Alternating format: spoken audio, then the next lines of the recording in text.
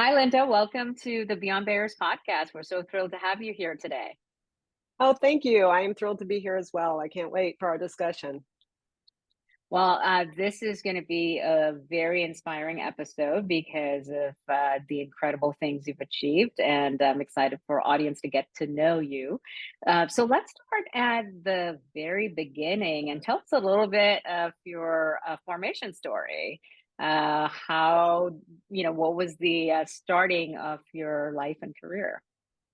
Well, it is a long and circuitous one, and one full of, if you have an opportunity, then you should seize it. It all started back when I was a math major, and I had no idea what I was going to do out of college.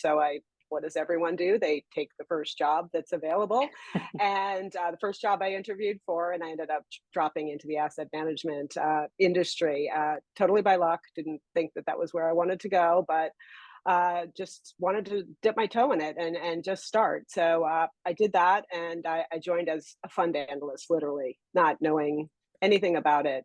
Yeah. But I was surrounded by lawyers, and I was surrounded by lawyers in my family as well as lawyers in the business. And so I kept thinking, well, maybe that is something that I'd want to do. And then it just happened coincidentally that our business was branching off from a very larger company and becoming its own business. And it was a startup. And a lot of the 40 somethings were saying, well, I might Hmm. take a break. I'm not sure I want to do that. And I thought this is a great time for me to go to law school. So off I went to Hmm. law school, thought I wanted to be a litigator. LA law was on all the time. And I thought, oh, that's going to be really interesting. So I dove deep into sort of preparing myself for litigation. I worked for the prosecutor and the DAs, and I went into a full immersion type Hmm. of litigation experience in law school. But realized when I got to trial, I really didn't like it. I was wanting my trials to Mm. settle. I didn't enjoy it at all. I didn't think I'd be particularly good at it. So I pivoted, sorry. And I ran into somebody that I worked with before I went to law school. And she said, you should really think about coming back. A lot of lawyers in our business, and you should come back. So I went back to the company that I left for, to go to law school for, and started there my legal career being basically a 40 Act attorney. Did that for Mm. about 10 years, and I was provided with yet another opportunity. My boss said, hey, how would you like to go help market this very interesting investment fund structure globally?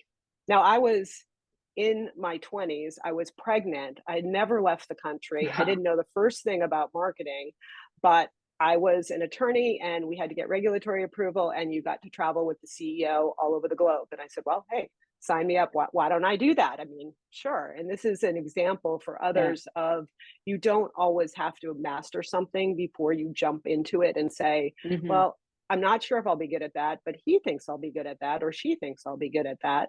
So Hmm. let me try.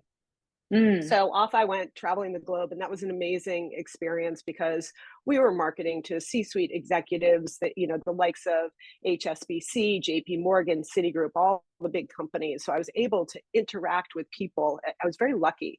I was able to interact with very, very senior C-suite people in my 20s. And that gave Mm. me this sense of confidence and comfort in that environment. So I always felt like I had a seat at the table and a voice, which was Mm. really refreshing for somebody my age. So I ended up doing that for quite a while, and the company struggled a bit, and it was at a turning point. And I thought, all right, this is the time in my career that I should go somewhere else. So I thought, big law firm. I haven't worked in a big law firm, and a theme here too is I've always looked at my resume as a portfolio. So what haven't I done Mm. yet? What should I do next? What would help round out my resume? And I did that very early on when I was in college, making sure that I had not necessarily the right internships, but a diversity of internships to make me interesting. And so there, I started thinking about what I was going to do next, and I thought I need a big law firm on my resume that will make sense. Interviewed for a big law firm job, actually got one at Skadden. The same day, I got an opportunity to be general counsel for UAM, which is a multi boutique. Many don't know what that is, but it's a grouping of asset management firms all under one Hmm. company. and it was up for sale. I knew it was a risky opportunity. Do I take the risk and join that, or do I do the big fancy law school? Mhm. Fancy law firm that's going to look good on my resume. Mhm. And I kind of weighed it and said, you know what, or thought, if I was going to go to the law firm, that would be a stepping stone to be a general counsel. Why not just go in as general counsel? And Yeah. if they get bought, I've got to believe in myself. I've got to believe that even in this time of uncertainty, that I can do it. So moving the story a little faster, did join UAM at the time. It did get bought.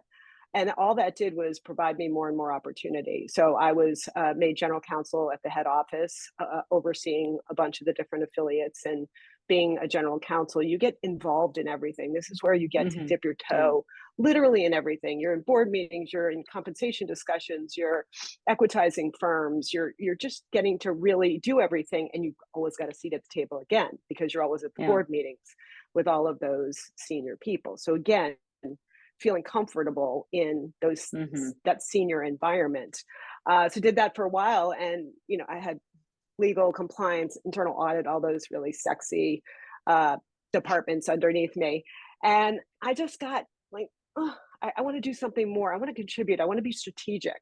And so Mhm. I thought, I want to do that, but do I have all the tools? And this is again where women often say, am I good enough? Can I do that? And Mhm. oh, wait, I want to make sure I've got all the tools. Yeah. So I put my hand up and said I wanted to go to the Harvard Advanced Management program just to make sure it's an executive type Mm. of MBA, Mhm. and my company was supportive. I went off.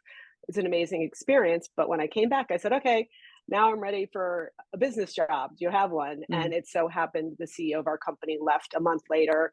I became the chief operating officer with oversight over 20 affiliated investment management firms at the time.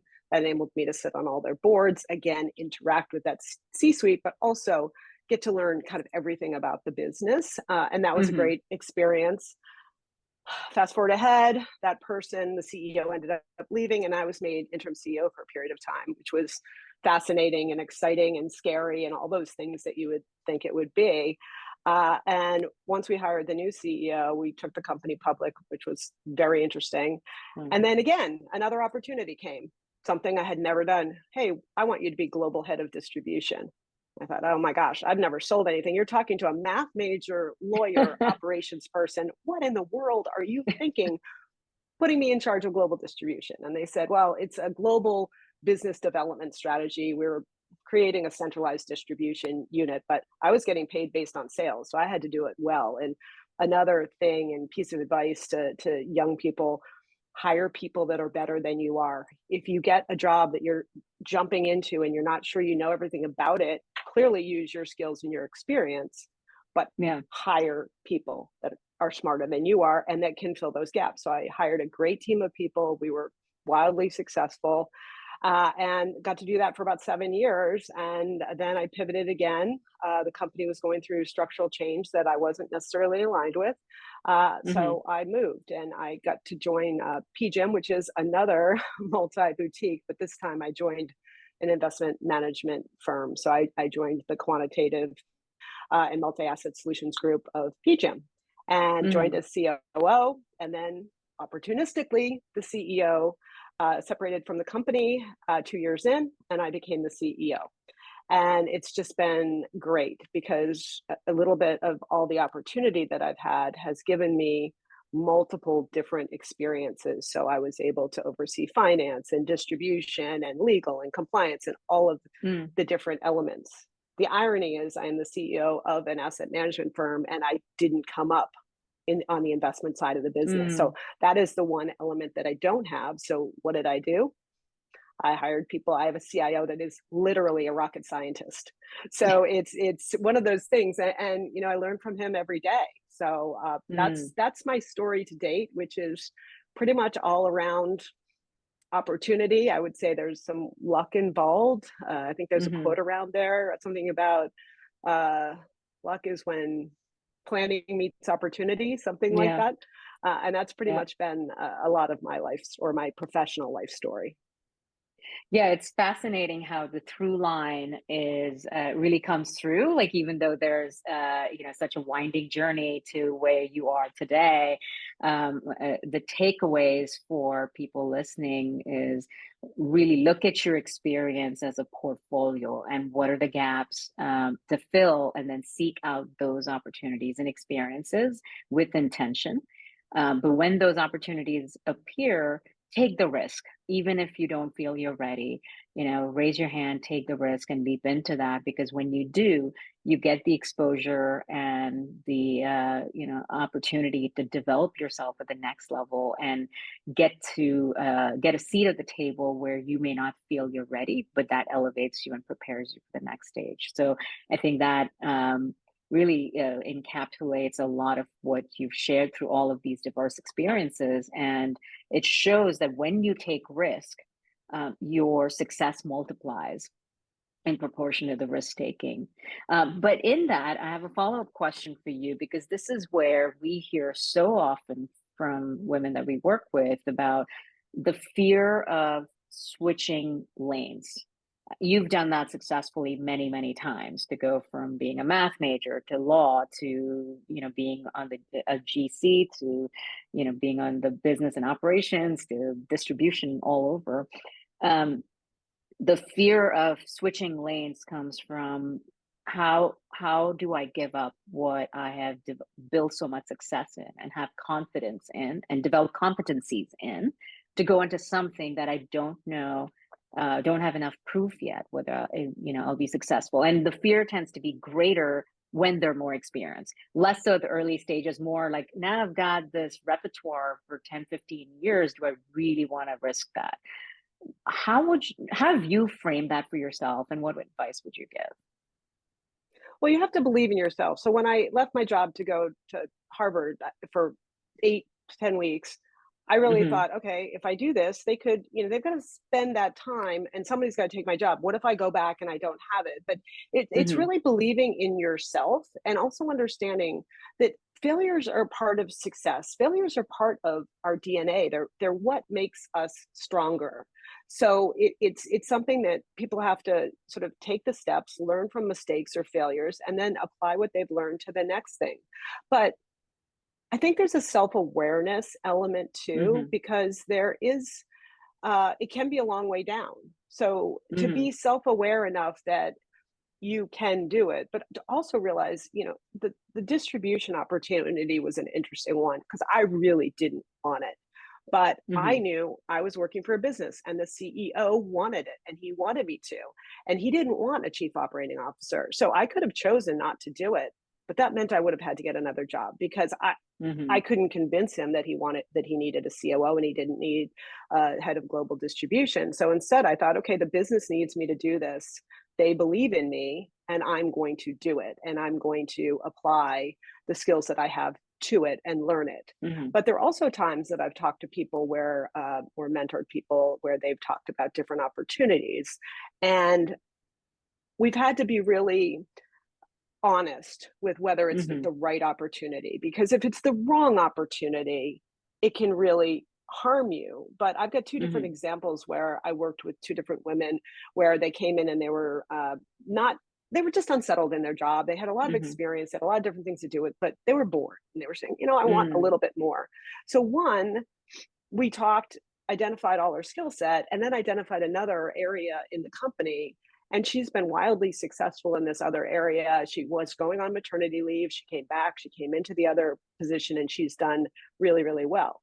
This other woman, we moved into another position, and she didn't like it. She wanted to go back to where she was comfortable. And often, too, people say, well, I don't want to work for someone else. I'm comfortable working with so and so. I would never want to go work for this other person. And I've constantly said to people, don't get too comfortable with your boss because you're answering each Hmm. other's question. I mean, sorry, you're answering for each other, you're ordering food for each other, and you're not learning. I mean, life is all about Hmm. learning new things and surrounding yourself with diverse and interesting and smart people. And if you're constantly working for the same person, you're not learning and growing. Hmm. So if moving to another boss, good or bad, you learn from each one in different ways. You apply things you think are good, and then you dismiss things that you don't think are good. Mhm. But it enables you to learn more and more. I mean, I've had so many, I think when I joined my previous firm, I mean, I had 5 CEOs within like 3 years or something that I worked for. And I learned from each and every one of them, and I've taken a bit of each of every one of them into my management style. So Mm. I would encourage anyone that's just too comfortable, push yourself, Mhm. get a little uncomfortable, embrace the discomfort. That's a really wonderful perspective about don't get comfortable with your boss or with your peers. We don't hear that spoken about quite as often, but I've seen that in my own career. There were times where I'd work with the same person for a long time, and then there's a shorthand that comes that makes things easier, but the loss of learning, can really slow down your career. So that's really valuable perspective of how you can challenge yourself with new environments and new people as well in your close circle. You talked about the two examples of individuals of repotting them, if you will, in the right areas. Some of that is self-awareness of knowing your own strengths and superpowers and all of that, but it's also for the manager to know kind of where they belong. What has helped you kind of spot that unique value proposition of the individual, to spot that on your team, to say, I think this person is going to be great here, or for that person to say, it's a completely different area, or even in your own case to go into distribution from operations. Like, what was it that kind of helped you believe that you could, but also for your boss to know you could? I think more senior people have to have their eyes wide open. So at PGIM Quant, which is the company that I'm the CEO of currently, we spend a lot of time looking at talent and talking about talent. So we'll talk about our top talent at least once a year and talk about who those high potentials are for whatever reason they are. But I would encourage people that are in management to look for signs of their talent and continually look to make sure that they're being challenged and developed. And we are constantly among our management team spotting talent, and we have different people say, I'd love him to come or her to come work in our department. And you Hmm. want to make sure that you don't get in the way of that. So if someone's looking for talent that you have, Hmm. really be open-minded about, is this a good opportunity for them? Sometimes it's just a matter of sitting down and talking about it and getting to know Hmm. somebody. I mean, the examples that I gave, I had spent a lot of time talking to this woman who was a lawyer, and she had operational experience, she had project management experience, she had all of these different elements, and we were building out our ESG business. And I thought, she's perfect for this. And not only is she Yeah. perfect for this, but it's perfect for her, because where she was in Mm. her career, going on maternity leave and coming back, I said, and at the point she was in her career, I said, this has a great runway ahead of it. ESG Mm. is just, it was just starting out at the time. And this was, I think, 3 years ago. And I Hmm. said, and then I would help her look at all the opportunities. And that's what the CEO did with me when Hmm. we talked about this global distribution job. Yes, I had never sold, and I don't like selling anything at all. I don't even Hmm. like raising money for my college. But and it's one of those things that we positioned it and framed it differently. I said, why do you think I would be good at this? And he Hmm. said, because the affiliates know you and trust you, you've built relationships, you're a good business Mm. person, you can create, one, you can get their trust and confidence. Two, you can get a team that they will lean into and support. And that will help. That's 3/4 of what you need to be Hmm. successful in the role. You, Linda, don't have to go out on the road and sell. And it was something that I was taken back, and I had to think about it Mm. differently. It was also the first time in my career that I was actually compensated based on sales. And that's Mhm. petrifying. I mean, you get used Mhm. to Yeah. compensation that's reliable. And then to say, Mhm. all right, I'm eating what I'm cooking, or starving if I don't cook Mhm. well. And Mhm. that's a little unsettling. But I had to, Yeah. again, believe in myself and believe that I could do it. And I've also had a history where I haven't had a lot of failure in my professional career. So I Mhm. felt, okay, if he believes I can do this, I'm going to believe that I can do this. Mm. And it so happened that it worked out, which is great. But it could have gone the Yeah. other way, and then it would Yeah. have been a learning experience. In which case, I would have pivoted back into um, a different area. but you have to be Yeah. comfortable. You have to be comfortable Yeah. with change. And excuse me, that is something I have always liked change. I've embraced it. I feel Mhm. like change is opportunity. So whenever Mhm. anything is going on and people come in and they say, "Oh, it's change. I don't like change. I don't want a Mhm. different boss. I don't want my life to change." And Mm. I am a big proponent of change breeds opportunity. And if things Mhm. are changing and you're good at what you do, whatever that is, that's going to provide you with opportunity. So Yeah. think about it positively. I'm very much of a glass half full person. And if somebody Mhm. comes to me telling me the sky is falling, I spend a lot of time turning that around and say, let's just think about it differently. Let's think about it Mhm. in a positive way. What are the great things that could come out of this? Or if people assume negative intentions of other people, they'll come in my office and they'll say, so and so did this. I can't believe they did that for X, Y, and Z. Said, if you do you think you might have misinterpreted their actions? I mean, you know them, you know what their intentions are. Let's think about it as though you're misinterpreting, they've got great intentions, and then go sit down and talk to them and ask them. And so Mhm. there's a lot of sort of that people get set in their ways. So it's about getting people comfortable with change and having the conversations. So spending time listening to people, being and also listening back, so being self-aware, Mhm. that matters a lot. So people do a lot of talking, they don't do a lot of listening. Mhm. The other thing they don't like to do is have difficult conversations. Someone said to me once that you're one of the only people I know that can give me critical feedback and I take it positively.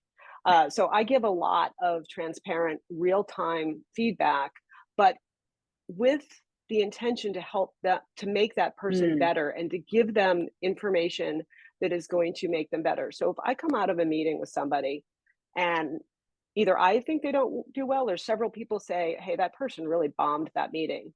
And if the Mhm. person doesn't know it, I will let them know, not in a way to discourage them or to kick them while they're down, but to say, "Hey, how did you think that meeting went?" And give them some advice, some tools to help them not do the same thing in the next Mhm. meeting. So to help develop them and give them some Mhm. various tools and also to just give them comfort that hey, it happens to everyone. It happens to Mhm. me. You know, this happens. Let's just try to figure out so why did this happen? Let's think about why it happened and was it preparation? Was it you didn't get enough sleep? Let's just try to identify it. So then next time they're in the same position, they can reflect and say, "Oh, this Mm. happened before. I'm going to make sure before I go to a meeting, I didn't have 5 cups of coffee and didn't eat anything." I'm going to make sure Yeah. I mean, I do that when I speak. There have been times that I've been public speaking and I didn't have breakfast and I had 2 cups of coffee and I'm on a stage doing this and you can't stop it. So you learn from that. You say, okay, next Yeah. time Mhm. I'm going to have a muffin. I'm going to skip the coffee and make sure I'm well fed before I speak to people. So there's Yeah. all sorts of things. Yeah. It's interesting. You pointed out kind of the setbacks that become learning opportunities in each of those moments. But we all go through fears and doubts and limiting beliefs, from time to time. What specific ways have you learned to overcome those? We each have our own techniques and strategies of how to kind of change the state. And like, that it could be that moment where you're going up on stage, or maybe it's an important negotiation or a board meeting, a difficult conversation. What has worked for you? I think Eleanor Roosevelt said, "Do something that scares you every day," and I do live by that. Even I love the ocean; it calms me. I live near it, love everything about it, but I don't like being underwater. So snorkeling scares me. I do it Mm, anyway. Whenever I'm on vacation, I do it because I want to overcome that fear. I don't want to be somebody that's afraid of things, especially things that are irrational fears. mm-hmm, Now, fears of public speaking and other things I've spent a lot of time working on public speaking because I started to get if I had to public speak I'd get heart palpitations, my leg would shake, different things would happen. mm-hmm, And one is preparing, making sure, but mm-hmm, also looking at things differently. I'm also a huge proponent of the Superwoman power pose, the Amy Cuddy Yeah. TED Talk, Yeah. where stand and be big and Yeah. breathe before you go out and you present. So Yeah. there are different things that, if you are afraid to do something, but also a lot of the time people are afraid to have difficult conversations. And Mhm. that's something that I've never understood, because people Mhm. know when you're afraid to have difficult conversations, and either they take advantage of you, or I don't know. I just believe it weakens you, where Mhm. I dive into them, because if you're having a difficult conversation, you're doing it for the right reason. Mhm. And if you just spend the time articulating why you're doing it, why it's good for the company, what the positive elements are for the person. And I'll even Mhm. take this to an extreme. I have fired s- three different people who were worked very, very closely with me, and I had a very open conversation with how they weren't performing well. Let's talk about why they're not performing well. Well, it turns out it wasn't a job they liked. They weren't good at it. They didn't Mhm. want to do it. Their skill set didn't fit it. And somebody actually stopped me on the street, I think it was 7 years later, and said, "Oh my gosh, I've lost touch with you. I think about you so often, because you were the person that, you firing me made me realize that I could do so much more." This person was an admin, and they now have a very successful job, and they feel great about it. But at the time, they were basically arguing with me about why they were getting fired, and I was just trying to explain, this is not the job for you. This is clearly not Mhm. the job for you. You're not succeeding. It's not working for anyone. Think about what you're really good at. So Mhm. there are sort of a lot of difficult conversations like that. There's another conversation I had with a colleague who was an alcoholic, and he was Mhm. drinking at the office, and I had to have a very transparent and difficult conversation with him about what it was doing to him, what it was doing in the workplace, and that I was very aware. He left that day, went into rehab, and the statistics on this are so bad with respect to going to rehab for the first time. He actually came back and gave me his 5 year sobriety pin, and he basically attributes his sobriety to me, which was really touching. But Wow. I didn't send him to HR. I didn't say, "Oh, I don't want to have this difficult conversation because it's uncomfortable. I don't know what to say." It was, Mhm. I care about this person. I Mm. don't want them to get fired. I know they're struggling. And how can we have Mhm. an open, candid conversation about it? And then the company gratefully got him the help he needed. Mhm. Uh, and again, this is a one in millions story, but it worked Yeah. out. And I do think that if you spend the time being authentic and building trust, that people will listen to you. Um, Yeah. Yeah, and yeah. it's rooted in care and compassion and kindness. Someone I heard someone say, "You can say anything as long as it's said in a way that the other person can hear it."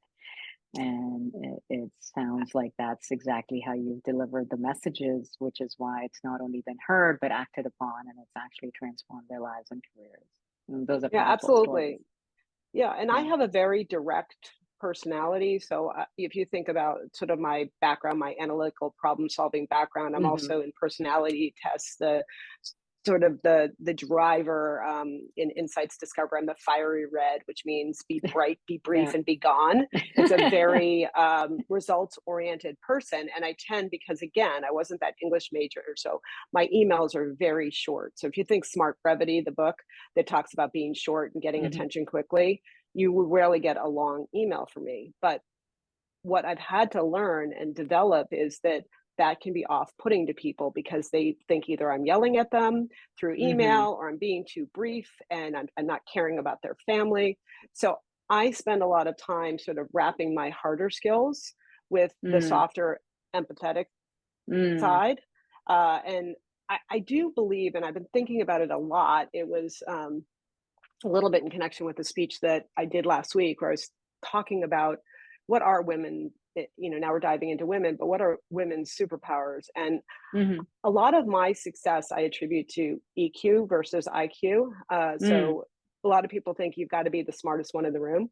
Trust me, you don't. And EQ goes a really, really long way. And I think women's softer skills, particularly in this current environment, I think it's a bit of a trifecta of opportunity for Hmm. women because you have the everyone wants women in high positions. So you've got opportunity.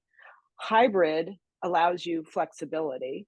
And Hmm. then this new technology era where people are hybrid and removed, that women's softer skills, they should lean into and embrace because they Hmm. connect better. You know, they tend to have more empathy and they can use those softer Hmm. skills. And especially, you know, this happens a lot too in negotiation. I am much more sort of aligned with the book Never Split the Difference. Yeah.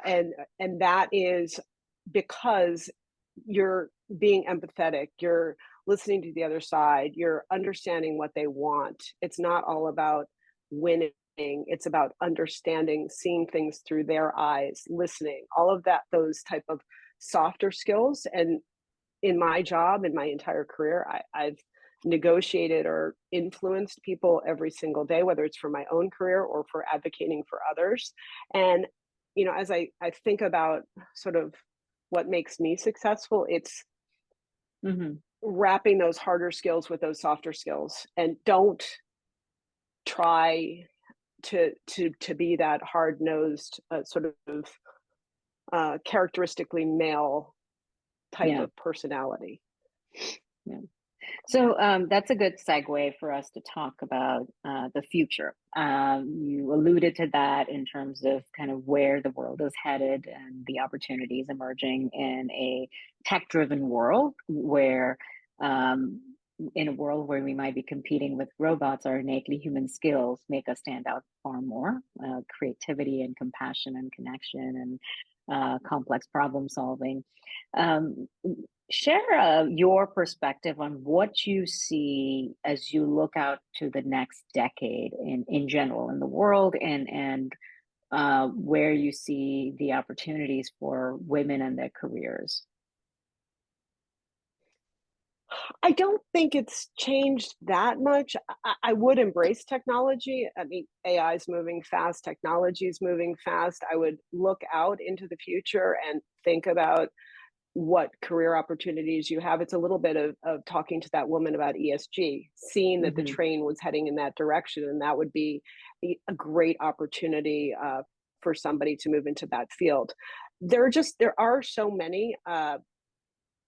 I think there will always be a need for people in management roles. Again, those human Hmm. characteristics are important, but I would also embrace technology, make sure you understand Hmm. it, make sure you utilize it. So, I mean, you guys utilize it for your platform, getting on the Hmm. various social media platforms, understanding it, using them to your benefit, whether you're looking for a job, whether you're building your own personal brand, Hmm. or whether you're just connecting with people. I mean, connecting and building relationships is one Hmm. of the most important things you can do to, well, one, be happy and as well as succeed. You know, surround Hmm. yourself by diverse, interesting people in work or in your personal life. But you can Hmm. use technology to do that too, and to connect and don't get stuck in your own ways. So one thing that I noticed during COVID, I wasn't connecting with people in the same way. I wasn't running into them in the halls. I wasn't talking to them in Hmm. the kitchen. So I started it's a bit like carpool karaoke without the singing because I have a horrible, horrible voice. But I take my dog to a dog park in the morning, not a dog park, but to go walk with my sister. Hmm. And my dog's in the car, and I do a lot of my strategic thinking while I'm driving. It was 40 Hmm. minutes away during COVID. And so I started doing these little videos where I put my camera on the dashboard and I would just give them a top of mind. I wouldn't rehearse it. I wouldn't rewind it and redo it. I often Hmm. had no makeup on. I was just embraced the moment and said, this is what I'm thinking about this week. This is what I'm doing. This is what the management team's doing. This is what I'm thinking about. 2-minute videos and put it onto a team's site.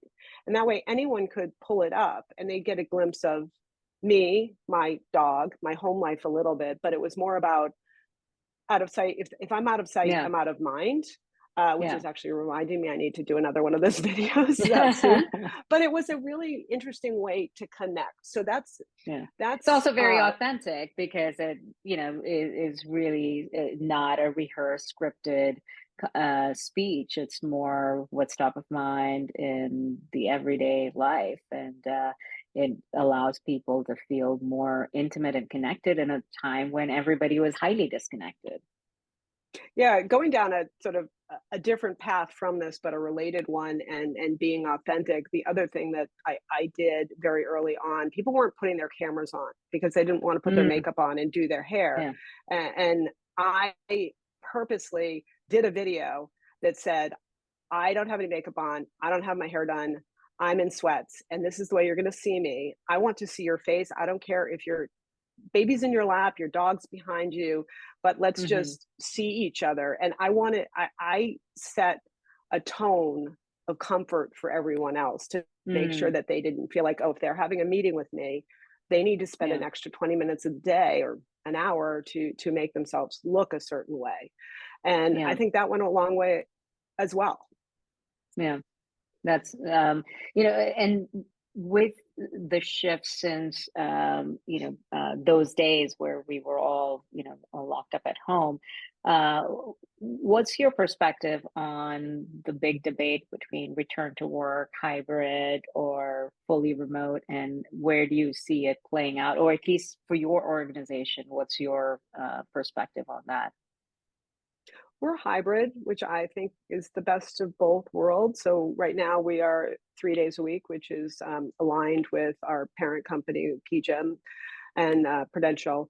So we're 3 days a week, and it's nice because we can get together to collaborate. We try to Hmm. have the meetings where we're collaborating and we're trying to interact on those days.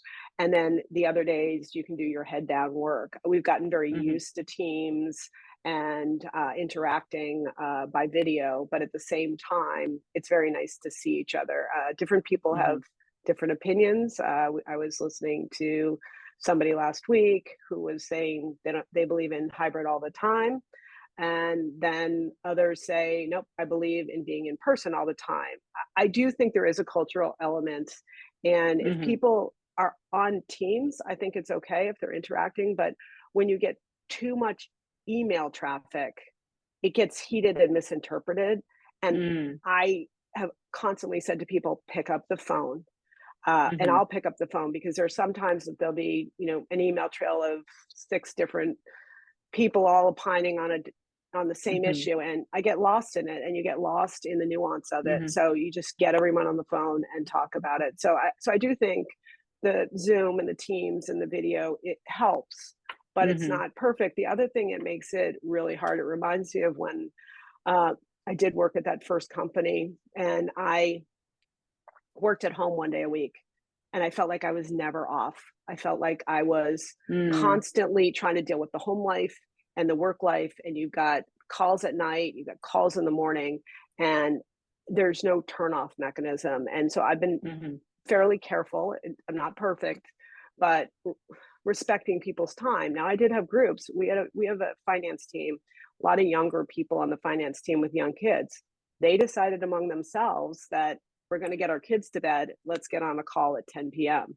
And but mhm, they decided that collectively that it worked for them. So I think one of the benefits of the hybrid work environment, which I said earlier, is much more helpful to women, families with young mhm, children, families that have elder care, even mhm, people that adopted the COVID dog that mhm. they now have to take care of. I mean, the poor Yeah, pets as we come back yeah. to work. So I am very fortunate.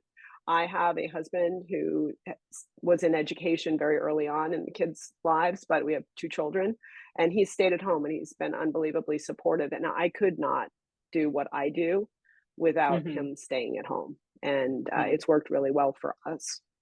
yeah. Yeah, and there are unique challenges and new constructs of management and leadership and teamwork that are emerging in this environment. And one of the things that people have to be particularly conscientious about, but also reimagine, is how do careers develop in this environment? The apprenticeship culture that a lot of us grew up with, where you had managers and mentors and peers kind of helping you learn your craft because you're in the same place all the time, is not quite the same anymore. And in some places where it's fully remote, it's even more lost. And so it's reimagining, what does that look like, and how do you develop talent? How do you advance in your career? How do you build the social capital at work? What advice would you give around those areas in terms of the career development for the new age, if you will, in this context? What are the fundamentals that impact careers to not lose, but perhaps reimagine differently? One, if they're communicating virtually, turn on your camera and be present. So Yeah. absolutely do that. If you do have hybrid, go in, be there when the senior people are in there, be there when your colleagues are in there. I've seen more instances of that junior person that's just in the office, and the CEO happens to be in the office every day. He or she is there. You get to know each other. You see them in the halls, you Mhm. see them at the coffee, you just see them and interact. And by doing so, that senior person will be more aware of you, what your Mhm. likes, dislikes, what your skills are. They'll often correspond with you daily or every time they see you and learn more and more about you. And that just opens those doors to opportunity. Mhm. This is, something I did early in my career is whomever I worked for, I would always read. So my one of my bosses always came in at 7. Actually, 2 of them always came in at 7. And I would make sure that I was in the office at that time because it was a slow Mm. time. And often I swing by and just put my head in and say hello. And then you read them. Are they the type of person that they come in early and they want that time to get through their inbox? Or are they the person that wants to chit chat with you? And I happen to have 2 bosses that were very happy to have a 5-10 minute conversation in the morning, and I got to know them better that way. I would pay attention to see if you've got to always pay attention if you're losing them. Never ever follow your boss to the elevator at 5 p.m. when they're going home to get home to their wife and kids or husband and kids. That is a bad idea because no one wants to talk to you when they're rushing out. But again, this self-awareness, I'm somebody Mhm. that if I'm in at 7, I actually don't want to chit chat because I'm trying to get my work done. So I want to come in and heads down do work, but just pay attention. And again, you Mhm. can do that in Zoom too, and you can see if you're losing somebody, but Mm. try to be mindful of what your colleagues' interests are, what your boss's interests are. Make sure that you subtly weave into conversations things that are important to you. Mm. It's a subtle art of selling yourself, and it's more Mhm. about just making sure that you uh, make others aware of what your skills are. And again, in a very soft, understated way, but you can do it. Yeah. That's great advice. And really rethinking and reimagining how you can build the same kind of social capital and advocacy and get the sponsors who will open doors for you, regardless of the context of what your workplace now looks like and what your work environment may have evolved. With that, let's transition to the lightning round questions. I'm excited to hear your answers for this. So the first one, what book has greatly influenced you? So I'm one of those people that I don't have a favorite book. I read a lot of historical nonfiction to just for diversity and learning about different Mhm. things. But I have read a lot of leadership books, and the one that was most compelling to me recently is No Bullshit Leadership by Martin Moore. Mhm. It's just often you read leadership books and you feel like you could write them yourself. And you feel as though you don't learn anything from them. This one, Yeah. I learned several things. It's Mm. about excellence, not perfection. It is just one example. It's about respect, not popularity. There are a couple little tidbits in there that are really interesting. When I talk about one of the sort of best or most popular leadership books for women was Lean In. I didn't Mhm. need to read that to learn how to lean in. I naturally lean in. But what I did learn from that is there are people that really, really don't want to lean in. So it made me Mm. more self aware and more aware of others and what their preferences are. So it opened my mind to that. Well, I have not read that book, so I'm looking forward to reading that. Thank you for the recommendation. Let's go on to the next question. What is your favorite inspiring quote or saying? Everything happens for a reason. I Mm, truly, truly believe that, and I live by it. love that. What is one word that you use to describe yourself, like an alter ego or moniker?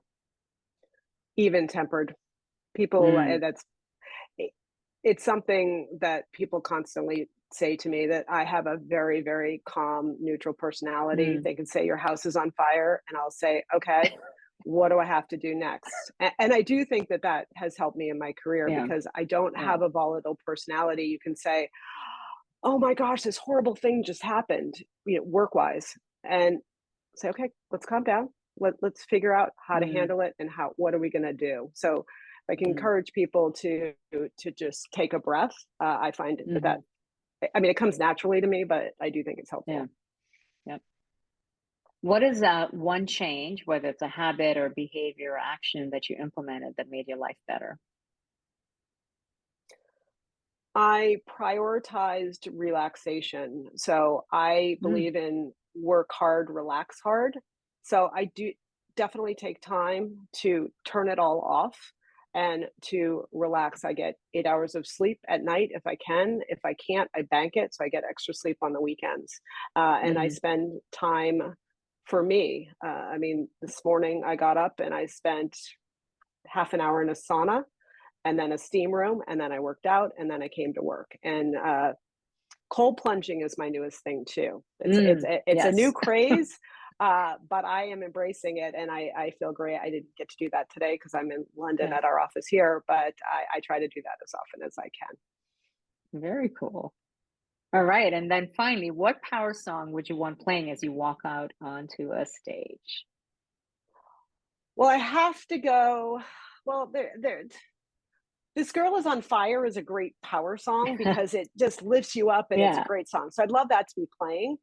Uh, there's another song that growing up, believe it or not, Helen Reddy was played a lot in my house, Carpenters, that kind Mm, of thing. I Am mm, Woman is a song that resonated with me very, very early on, the lyrics of it. And it's a bit of an odd story, but for some reason, it was a bit like the power posing. Before every huh. math exam in college, I would blare that song in my, at the time, whatever the headphones were when I was in college. Mm, I would blare it. And I still, if I'm nervous going onto a stage or if I'm worried about a presentation, I will do a power pose and then I will stick that song on. And it just motivates me. Not sure it's a stage, walk across the yeah. stage motivating song, but it motivates me and it has personal history for me. That's such a great story. Thanks for sharing that. I love it. We'll have to add that song to your podcast episode now. Oh no. Um, well, this has been so great, Linda. Thank you for taking the time to be on the Beyond Barriers podcast. I also want to thank you for your very inspiring leadership and what you represent in the industry and in the world of leaders in general. And also want to commend you for really leading the efforts in terms of DEI and proud sharing the data right on your website. Not many companies do that, and what you don't measure you can improve, and it shows the kind of leader that you are. And I'm so excited for our audience to get to know you better, and we'll be cheering you on for your continued successes. Thank you again for being on the show. Thank you so much for having me. Hopefully, my guidance and advice will help someone. Absolutely. Take care.